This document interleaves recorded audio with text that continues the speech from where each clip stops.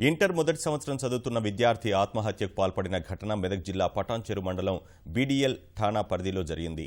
నల్గొండ జిల్లాకు చెందిన హృత్విక్ నందన్ రెడ్డి అనే విద్యార్థి రామచంద్రాపురం మండలం వెలిమెల గ్రామంలోని నారాయణ ఐఐటి కళాశాలలోని వసతి గృహంలో ఉంటూ చదువుతున్నాడు. రోజులాగే అల్పాహారం చేసేందుకు బుధవారం సాయంత్రం గది నుంచి విద్యార్థులంతా భోజనశాలకు వెళ్లగా నందన్ రెడ్డి ఫ్యాన్కు ఉరివేసుకుని ఆత్మహత్య చేసుకున్నాడు. వైస్ ప్రిన్సిపల్ అధికంగా ఒత్తిడికి గురి చేయడం వల్లే బలవన్మరణానికి పాల్పడ్డానని తోటి విద్యార్థులు కళాశాల ఎదుట ఆందోళన చేశారు. సామాగ్రి ధ్వంసం చేసి అద్దాలు పగులగొట్టారు. అందుకని చెప్పేసి పిల్లల్ని కంట్రోల్ చేయడానికి వార్డన్స్ దాదాపు కింద ఉంటారు. అతను ఇక్కడ రూమ్లోనే ఉండిపోయాడు. అప్పుడు ఎందుకో వార్డెన్ వచ్చాడు. ఒక వార్డెన్ వచ్చి చూశాడంట. కొంతమంది వచ్చి హడాడుగా తీసుకెళ్ళిపోయారంట.